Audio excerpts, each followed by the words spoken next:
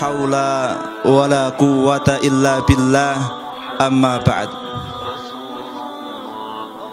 Qala Allah Ta'ala fi kitabihil karim wa huwa asdaqul qailin ba'da a'udzu billahi minasyaitonir rajim.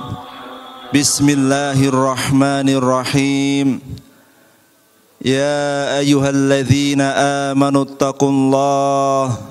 ittaqullaha haqqa tuqatih wa la tamutunna illa wa antum muslimun. Wa qala ta'ala walladzina kafaru ba'duhum awliya'u ba'd illa taf'aluhu takun fitnatun fil ardi wa fasadun kabir. Shadaqallahul azim. Ma'asyiral muslimin, jamaah pengaosan Ahad pagi mugi-mugi barokah pikantuk rahmatinipun Allah Subhanahu wa taala sing sampun edisi ke-200 pinten Abu Mujahidah dek wau 205 aja. Nggih. Sekian waktu, sekian lamanya kegiatan pengawasan menika dimulai dan tanpa terasa sampun edisi kalih atus.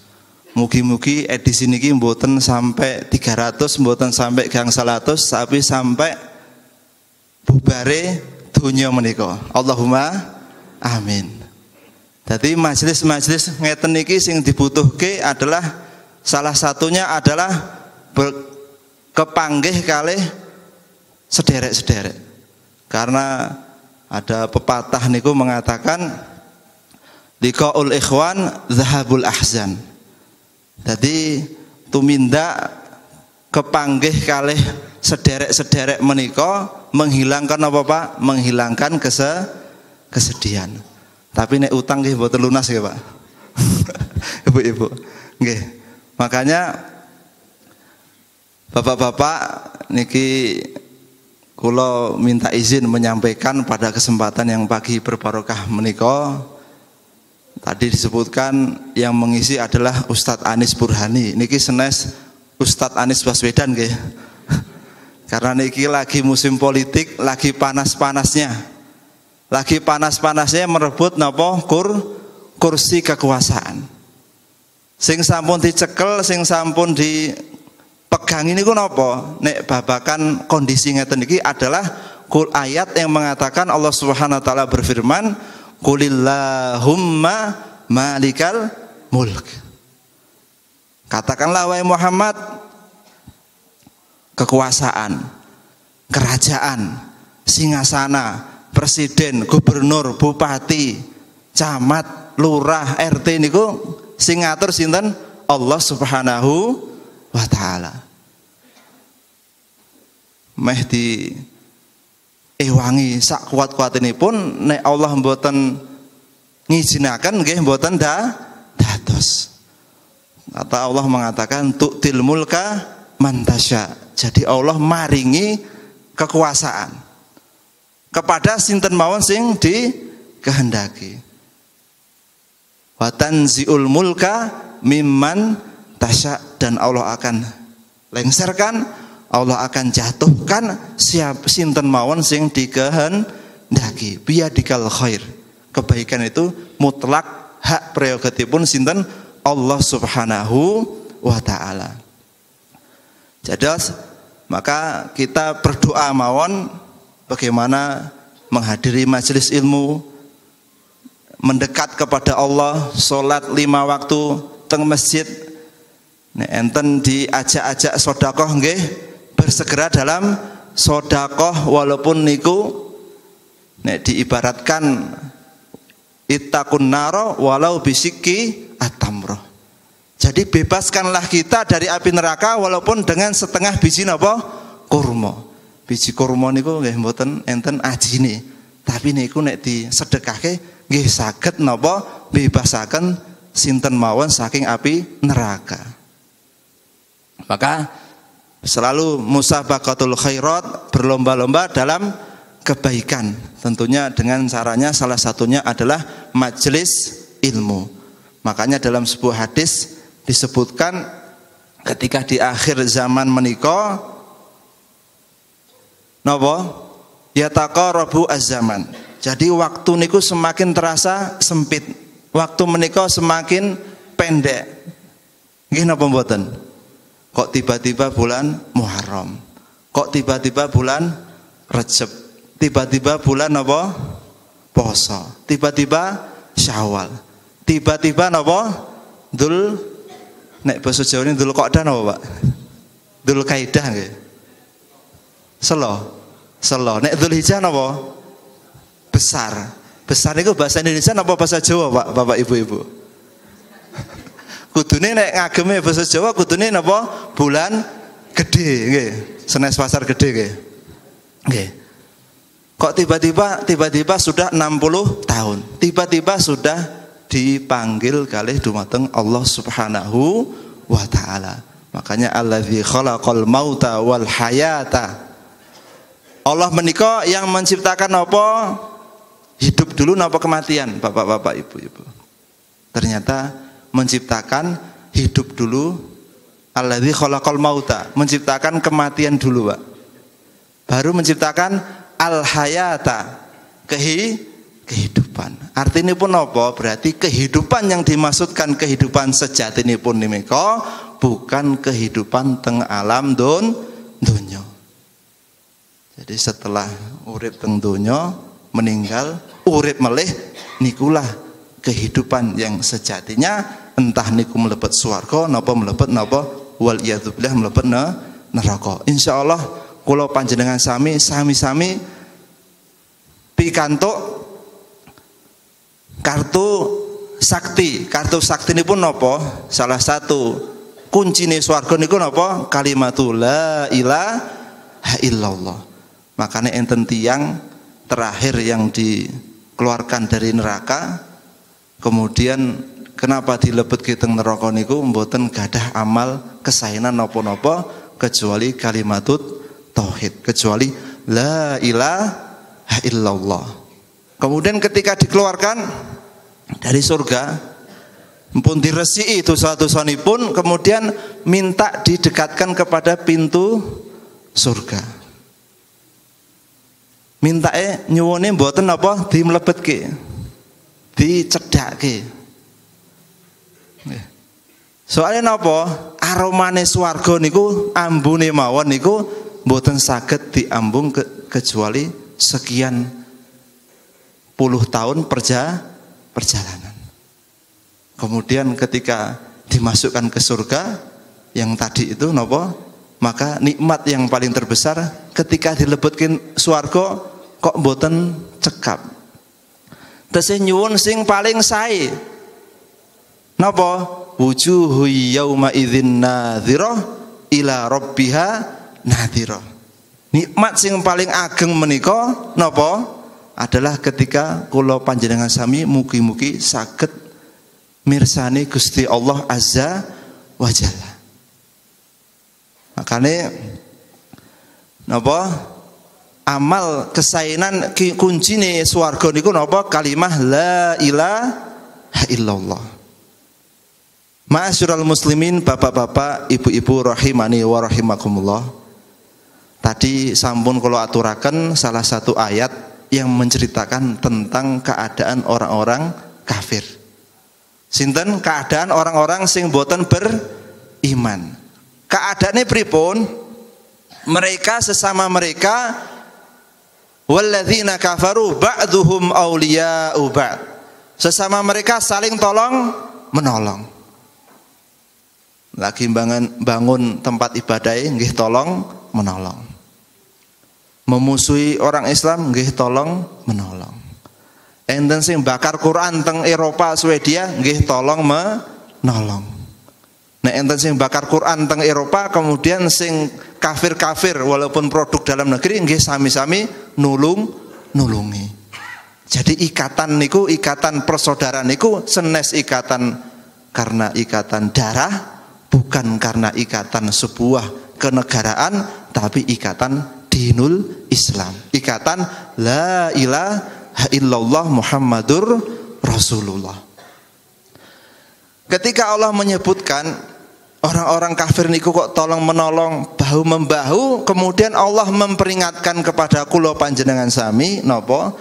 Illa taf'alu, sekirane kula panjenengan sami tidak sama seperti mereka dalam tolong menolong, takun fitnatun fil ardi wa fasadun kabir, maka akan terjadi fitnah, akan terjadi perselisihan, akan terjadi cekcok sana sini sesama orang beriman, akan terjadi kesalah sesama orang Islam, wa fasadun kabir, dan akan terjadi kerusakan yang sangat besar. Jadi kerusakan ini apa? Kalau sama-sama orang Islam, sama-sama orang beriman tidak mau tolong menolong. Agama Islam menika agama yang dibangun atas dasar apa? Berjamaah. Nek syahadat piyambak-piyambak nggih. Kemudian nindakaken salat. Nindakaken salat napa? Saged piyambak napa mboten? Nggih saged nek salat sunnah. Nek salat jamaah nggih mboten saged piyambakan. Jenenge salat jamaah niku napa? Salat bareng-bareng. Dan niku kathah amalan sesainan dalam agama Islam tentunya napa? Contohipun rukun Islam. Niku harus napa? Bareng-bareng, dan juga ditopang dengan napa? Selain sehat jasmaninya juga sehat rohaninya. Jadi ketika panjenengan kula sami niki hadir teng mriki, maka niki saling menghilangkan kesedihan, kemudian memperkuat bagaimana rohani kita mendekatkan kepada Allah Subhanahu wa taala dengan mendengarkan kalamullah dan kalamur Rasul sallallahu alaihi wasallam. Karena hakikatnya pun ad-dinu an-nasihah. Din niku napa? Nasihat. Nasihat kagem kula, nasihat kagem panjenengan sami.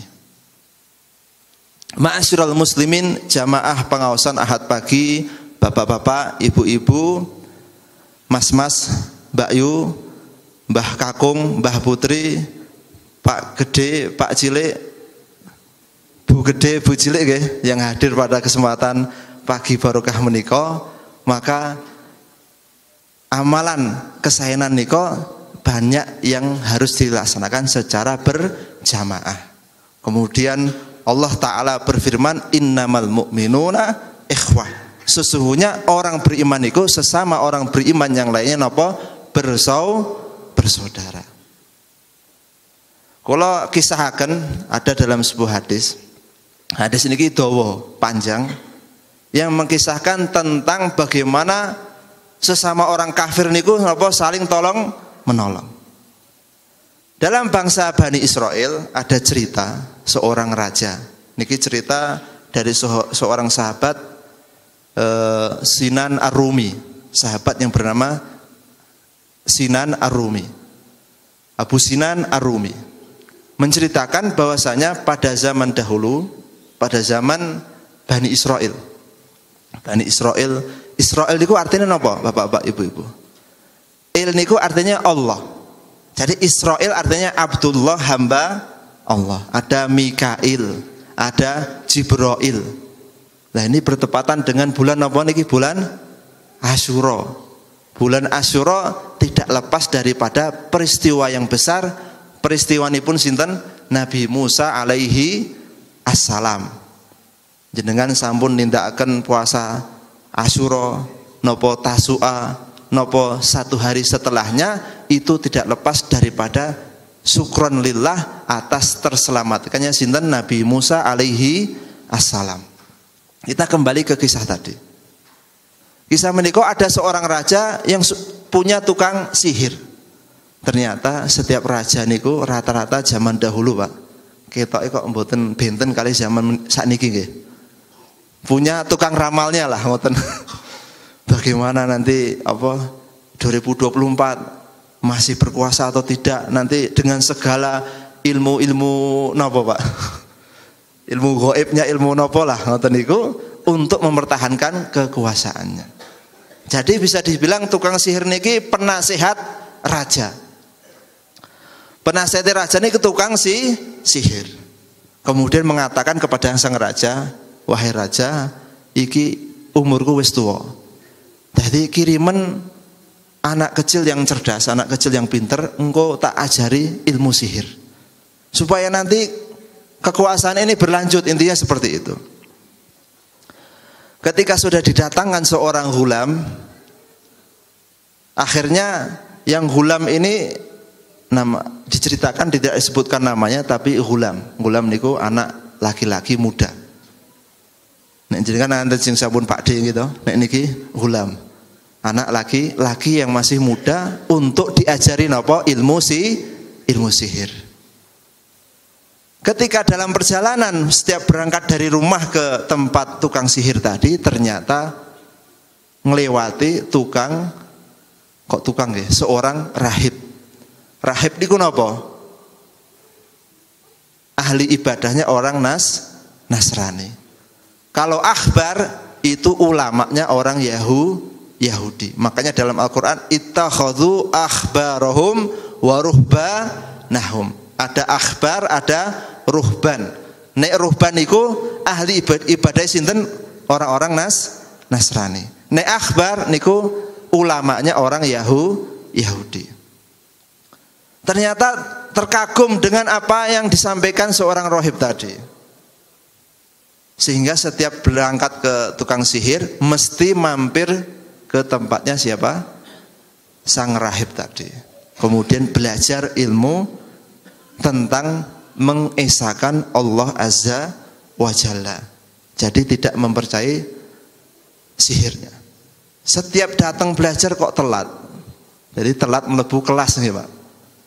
Ketika telat nek zaman riyen nika telat TPA, telat mlebu kelas mawon napa diparingi hadiah napa rotan nggih Pak. Lah niku nggih dicambuk kalih tukang sihir. Setiap telat dicambuk. Kemudian telat ke rumahnya gara-gara mampir ke sang rahib, kemudian ke tukang sihir, kemudian pulang ke rumahnya kemalaman. Sehingga di tukang sihirnya dipukuli, sampai rumah juga diseneni. Sehingga cerita akhirnya sang rohib mengatakan, nek kamu kok diseneni keluargamu, ngomong saya ditahan sama tukang sihir.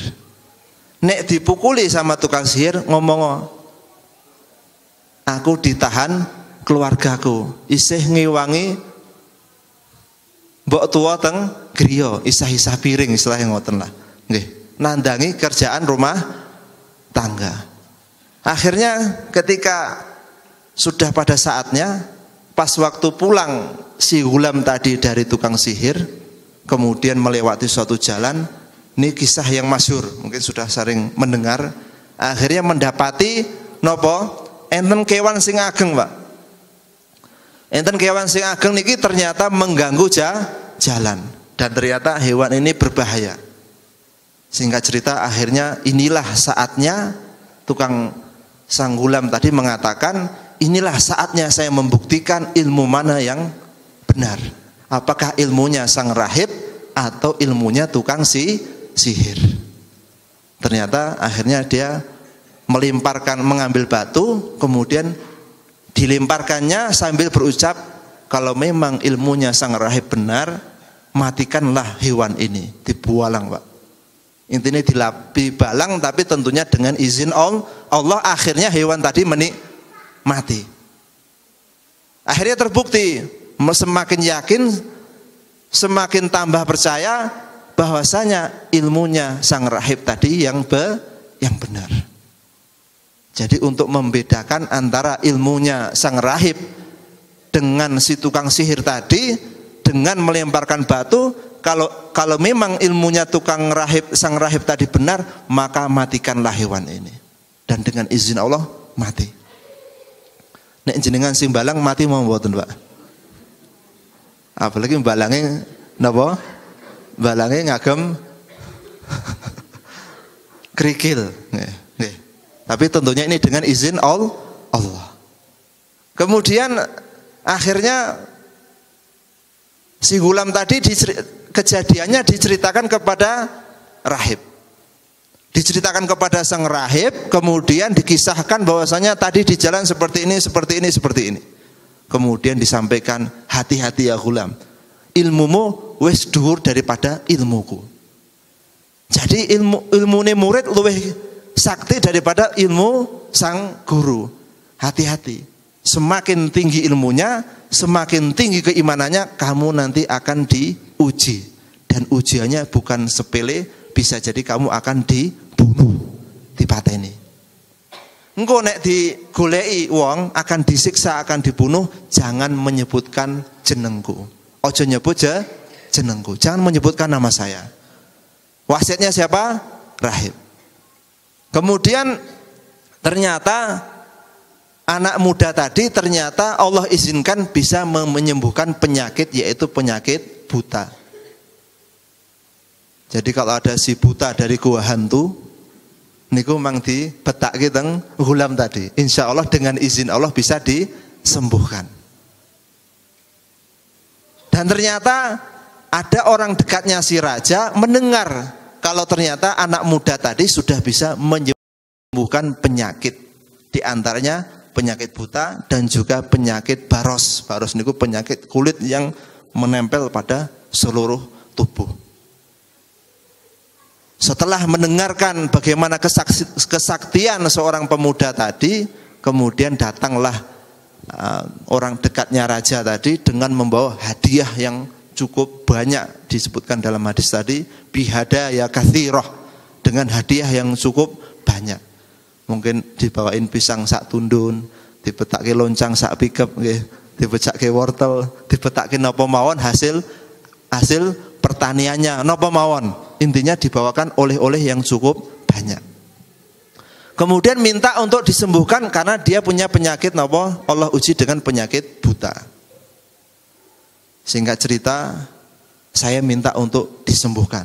Kata pemuda tadi, aku ora iso nyembuhke. Aku ora iso menyembuhkan. Yang menyembuhkan adalah Allah. Yang menyembuhkan sinten? Allah. Asy-Syafi huwa Allah. Yang menyembuhkan adalah Allah Azza wa Jalla. Makanya dalam Al-Quran, wa idza maridtu fahuwa yashfin.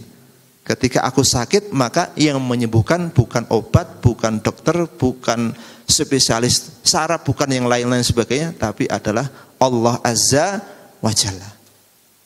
Akhirnya syaratnya kalau kamu mau sembuh cukup satu. Apa itu?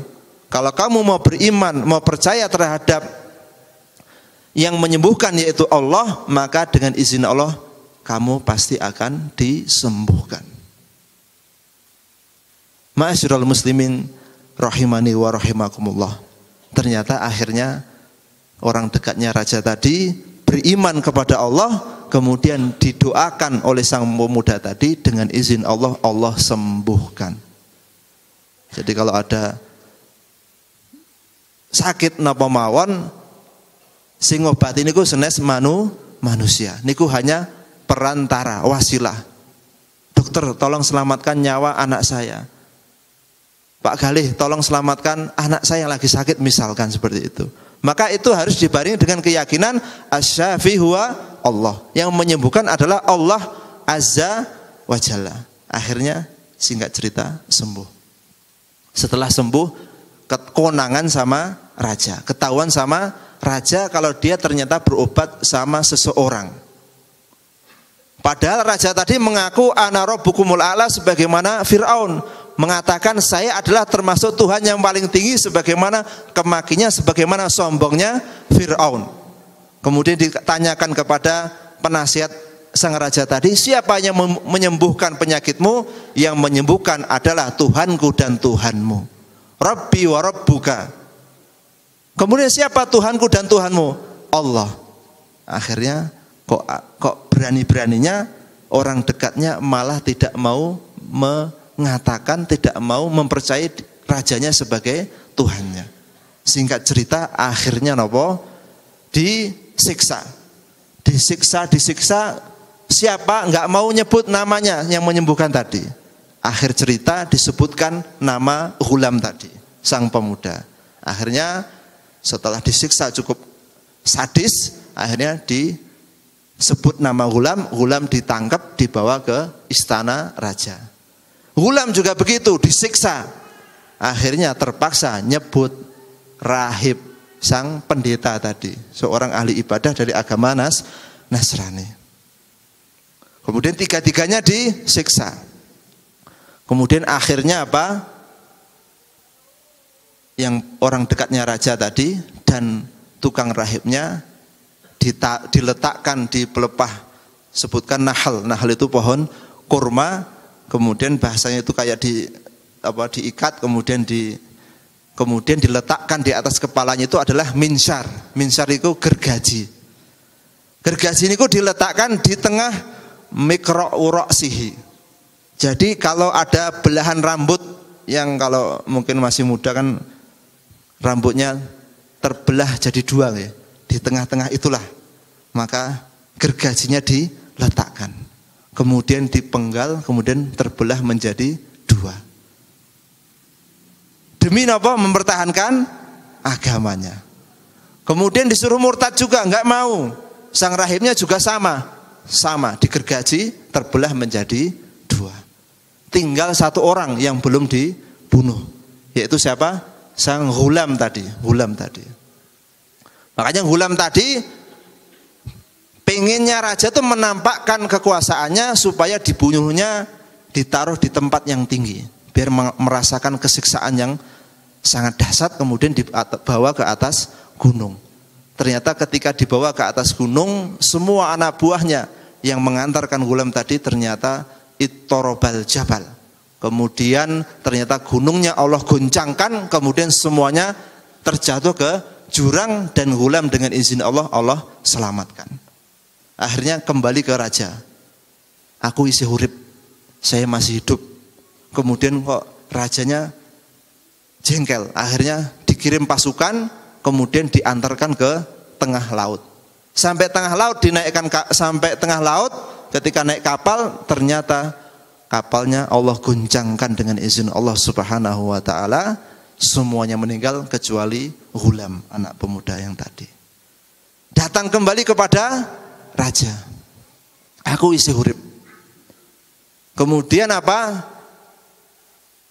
Saking bingungnya sang raja, kemudian dikasih password sama Ghulam, nek kowe pengen mateni aku, nek pengen matikan saya, kamu kumpulkan semua orang fi soidin, di tempat tanah lapang yang besar, yang luas, kemudian taruhlah saya di pelepah kurma, kemudian lemparkanlah saya dengan busur panahmu, tapi dengan satu syarat, engkau mengucapkan Bismillahirrabbilghulam, dengan menyebut nama Allah, Tuhannya anak muda, Tuhannya Ghulam. Insya Allah dengan izin Allah kamu akan bisa membunuh saya. Karena saking geramnya sang raja, gregetan untuk membunuh anak pemuda tadi, maka permintaannya dipenuhi. Manusia dikumpulkan di tanah lapang yang luas, kemudian dilemparkanlah busur panah dengan mengucapkan Bismillahirrabbilghulam. Dengan izin Allah ternyata apa Pak? Panahnya itu terkena pelipisnya antara telinga dan antara mata, tepat di sini, kemudian tembus ke sini, kemudian meninggal. Tapi ketika meninggalnya Ghulam tadi disaksikan banyak orang, sehingga mengakibatkan orang-orang yang menyaksikannya kemudian mengucapkan amanna birabbil Ghulam. Saya beriman terhadap Robnya Ghulam tadi. Sang raja semakin tambah geram, semakin tambah, nek punya kumis mungkin kumisnya dipelintir Pak ya. Mungkin nek punya anak buahnya dipukuli atau gimana. Reaksi dari seorang raja ternyata malah berdampak sebaliknya. Ini bukan kemenangan bagi dia, tapi ini adalah kehinaan bagi saya, kata sang raja. Semua orang beriman. Akhirnya datanglah cerita Ashabul Ukhdud. Kemudian apa? Sang raja memerintahkan tidaklah setiap jalan kemudian dibuatkan apa? Parit. Parit, kemudian di situ dinyalakan api. Siapa yang nggak mau murtad, siapa yang nggak mau keluar dari agamanya ghulam, maka lemparkanlah ke dalam parit. Semuanya dilemparkan. Yang beriman dilemparkan, yang beriman dilemparkan, sampai tersisa ada seorang ibu lagi gendong seorang bayi, ragu-ragu antara masuk parit atau enggak. Kemudian dikatakan di situ, dibisiki oleh malaikat, ya ummah, wahai ibu, ibunda, isbiri, sabarlah, innaki alal haq, sesungguhnya engkau dalam kebenaran. Akhirnya seorang ibu yang menggendong bayinya yang mungkin lagi disusunya, kemudian dia loncat ke dalam parit. Ini perjuangan orang-orang terdahulu.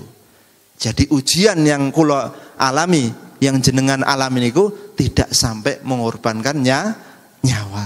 Makanya peristiwa-peristiwa seperti ini harusnya menjadikan apa? Syukran wa ta'abudan lillahi azza wa jalla, sebagaimana Nabi Musa Allah selamatkan pada hari ke-10 Asyura, ketika Nabi Musa di Mesir. Nabi Musa dari bangsa apa? Bani Israel. Kemudian ada percecokan antara orang Mesir dengan orang Bani Israel. Orang Bani Israel itu dikucilkan, disepelekan. Kemudian terjadi peristiwa perkelahian antara seorang Mesir dengan seorang Bani Israel. Nabi Musa pengen ngelerai, napa Pak? Pengen misah. Ternyata napa? Setelah Nabi Musa niku disebutkan dalam Al-Qur'an, fawakazahu Musa faqadu alaihi. Nabi Musa itu pengen cuman dorong tok. Ada yang menyebutkan dalam tafsir cuman gini tok, nahan daripada orang Mesir tadi. Ternyata yang ditahannya tadi napa? Mati. Karena kemudian meninggal, mati.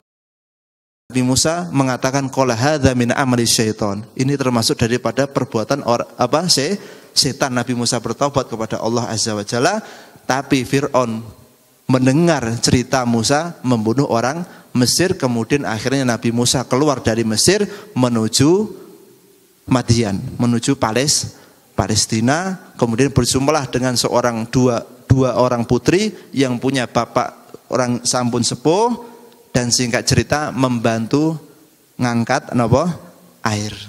Kemudian akhirnya dinikahkan dengan salah satu putrinya, tapi dengan syarat dengan kesepakatan berkhidmah selama 10 tahun. Singkat cerita akhirnya balik ke Mesir untuk melanjutkan dakwah. Makanya Nabi Musa ketika perjalanan itu diajak ngomong oleh Gusti Allah Azza wa Jalla. Makanya Nabi Musa disebut dengan Kalimur Rahman. Napa Kalimur Rahman? Bukan kali nggih. Kalimur Rahman artinya napa? Orang satu-satunya nabi yang diajak bicara langsung oleh Allah Subhanahu wa taala. Kemudian meminta untuk dikirimkanlah seorang saudaranya yang bernama Harun untuk melawan daripada kekejaman Fir'aun. Kemudian datang kepada Fir'aun bersama Harun, kemudian ditunjukkan mukjizatnya Allah yang diberikan kepada Nabi Musa, melempar tongkat, kemudian menjadi ular di hadapan tukang-tukang sihir.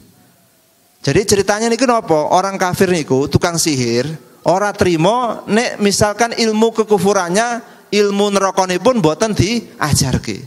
Sebaliknya orang beriman harusnya lebih pede, harusnya lebih tangguh, harusnya lebih berani. Bagaimana agama Islam ini tidak mencukupkan untuk piyambakipun mawon, tetapi juga ngajak tiang-tiang. Nah, terus nek pas kajiane Ustadz Asmawi menika pun diwasiati napa dereng bapak-bapak ibu-ibu, satu orang yang hadir di Ahad pagi menika harus ngajak tiang 2 napa 3? 2 ya. Mpun dibeto mpun diajak napa dereng ibu-ibu?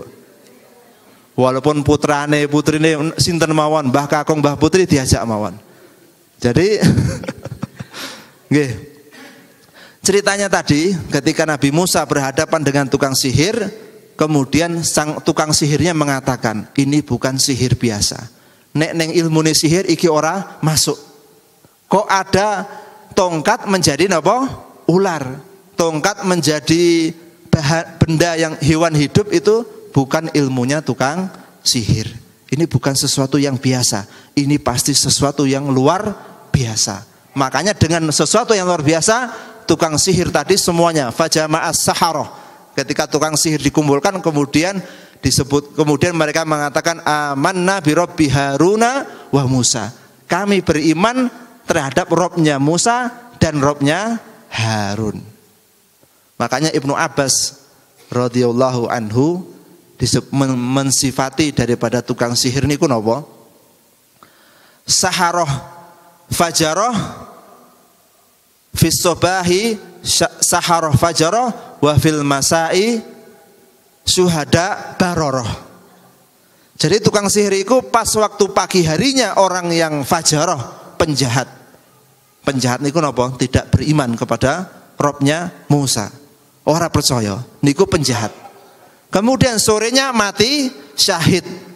Syuhada baroroh. Baroroh niku dari kata bir, baik. Jadi pagi kufur tapi sore napa? Menjadi orang yang beriman, kemudian diwafatkan dalam keadaan kebaikan. Masya Allah. Singkat cerita tadi, akhirnya Musa tadi ketika berhadapan dengan tukang sihir, para tukang sihirnya ternyata pada beriman, masuk Islam. Membuat Fir'aun semakin jengkel. Akhirnya dikirimkanlah pasukannya untuk menangkap Musa dan para pengikutnya untuk dibunuh. Singkat cerita sampai pundi Pak? Tepi laut nggih Pak. Ketika dikejar semakin dekat, karena Nabi Musa niki ndak bawa senjata.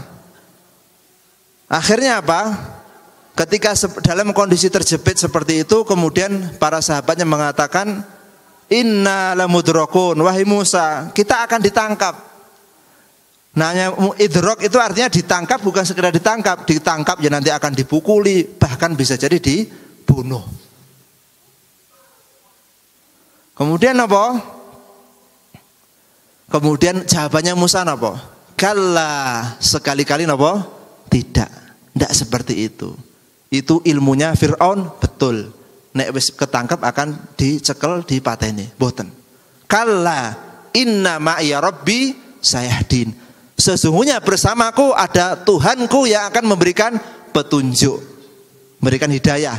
Akhirnya Allah berikan petunjuk kepada Nabi Musa untuk melemparkan tongkatnya ke laut sehingga terbelah laut itu menjadi 12 jalan. Jadi ada 12 jalan untuk para pengikutnya Nabi Musa untuk lari dari kejaran Fir'aun dan bala tentaranya. Dikisahkan itu jalannya itu dindingnya adalah air laut. Kemudian seperti akuarium Pak. Jadi antara satu jalan dengan jalan yang lainnya itu bisa nerawang, bisa kelihatan. Sehingga Nabi Musa niku melihat semua bala pengikutnya semuanya dalam kondisi selamat dari kejaran Fir'aun. Kemudian akhirnya ketika sudah Allah selamatkan, kemudian akhirnya Fir'aun Allah hancurkan. Kemudian Allah mengatakan fal yauma nunajjika bi badanika litakuna liman khalfaka ayah. Hari ini aku selamatkan, kata Allah, badanmu, fisiknya. Makanya kalau sampai sekarang ada yang mau umroh mampir ke Mesir itu bisa menyaksikan napa jasadnya Fir'aun. Purun boten mirsani. Boten sah. Sing penting napa jasad itu tesih utuh sebagai ayat, sebagai pelajaran bagi orang-orang setelahnya. Litakuna liman khalfaka ayah. Inilah kesombongan Fir'aun yang bahkan ketika Fir'aun, dan ini kejadiannya terjadi pada tanggal pinten Bapak-bapak, Ibu-ibu, terjadi pada tanggal 10 Asyura, 2 hari yang lalu. 2 hari yang lalu bertepatan dengan 10 Asyura. Ketika itu Fir'aun ketika dalam posisi terjepit sudah mau tenggelam, kemudian pengen beriman, tetapi dikisahkan malaikat Jibril nyumpeli, dikisahkan Rasulullah, kemudian diberitakan oleh malaikat Jibril, Rasulullah menceritakan kepada sahabatnya, pas Fir'aun mau beriman disumpeli mulutnya supaya tidak bisa beriman, karena sudah saking kejahatannya, sungguh kejahatan yang sangat nyata, yang mengaku dia sebagai ana rabbukumul a'la, saya adalah Tuhan yang paling tinggi. Ini akhir daripada sebuah kezaliman, akhir daripada sebuah kejahatan, dan kejahatan yang terbesar adalah ketika ada seorang makhluk tapi tidak percaya di sana ada seorang khalik. Seorang makhluk, ada makhluk pasti ada pencipta. Ada makhluk berarti ada yang menciptakannya. Kemudian inilah kisah daripada Musa melawan Fir'aun. Kemudian banyak kisah-kisah yang lain yang terjadi pada hari Asyura. Di antaranya adalah Nabi Yunus, Nabi Ayub, Nabi Yusuf keluar dari penjara, Nabi Ibrahim selamat dari Namrud, Nabi Nuh kapalnya selamat, Nabi Adam tobatnya diterima oleh Allah setelah sujud sekian puluh tahun, dikisahkan beristighfar selalu minta ampun. Nabi Adam niku kesalahannya pinten, Pak? Ibu-ibu. Setunggal napa kata? Kesalahannya Nabi Adam setunggal tapi dikeluarkan dari swarga. Kula panjenengan sami kesalahannya akeh tapi pengen mlebu swarga. Mangocorin nggih. Kula panjenengan sami nggih. Niki adalah bagaimana Nabi Adam istighfar minta ampun, selalu minta ampun, sujud bersekian tahun untuk menebus kesalahan yang telah dilakukannya, dan ini adalah terjadi pada hari ke-10. Makanya Nabi Muhammad sallallahu alaihi wasallam ketika masih di Mekah juga ikut berpuasa sebagai bentuk daripada syukron lillah, bersyukur kepada Allah atas terselamatnya Nabi Musa alaihissalam dari kejahatan Fir'aun. Jadi kalau selamatnya Nabi Musa niku seperti selamatnya Nabi Muhammad ketika di perang Badar. Di perang Badar niku Nabi Muhammad sallallahu alaihi wasallam ndonganipun napa? Intuhlik hadhil isaba lan tu'bad fil ard. Wahai Allah, sekiranya engkau hancurkan pasukan kaum muslimin ini, engkau tidak akan disembah di muka bumi. Nabi Musa ketika dihancurkan posisinya sama dengan posisi Kanjeng Nabi Muhammad sallallahu alaihi wasallam. Inilah singkat cerita kisah-kisah yang dapat kita ambil ibrah pelajarannya dari orang-orang terbaik. Artinya nopo? Islam sampai Blumbang, Islam sampai Magetan, Islam sampai penjuru dunia ini tidak lepas dari ujian-ujian yang dihadapi oleh para al-anbiya.